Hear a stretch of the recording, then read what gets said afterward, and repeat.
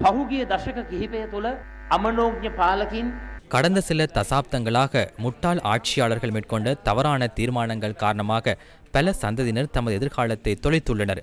இளம் சந்ததியினர் தமது கனவுகளை நிறைவேற்றிக் கொள்வதற்கான சந்தர்ப்பத்தை இழந்துள்ளனர்.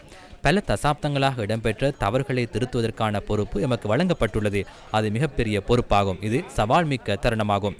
எனினும் நான் உங்களுக்கு உறுதியளிக்கின்றேன், இந்த நாட்டை சரியான பாதையில் இட்டுச் சென்று 220 லட்சம் மக்களுக்கு நாட்டின் தலைவர் ஆலோசனை வழங்குவதற்கு முன்னதாக இந்த நாட்டின் தலைவர் என்ற வகையில் அதிகபட்ச அர்ப்பணிப்பை செய்வதற்கு முன்னுதாரணமானவராக 220 லட்சம் மக்களுக்காக அதிகபட்ச அர்ப்பணிப்பை மேற்கொள்ள தயார் என்பதனை நான் இந்த சந்தர்ப்பத்தில் கூற விரும்புகின்றேன்.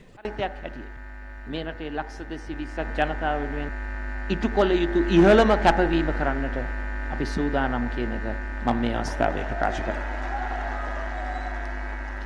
இன்று முன்பகல் ஐக்கிய மக்கள் சக்தியுடன் இணைந்த இலங்கை கிரிக்கெட்டின் முன்னாள் வீரர் திலகரட்ன டில்ஷானும் இந்த மக்கள் சந்திப்பில் கலந்து கொண்டிருந்தார்.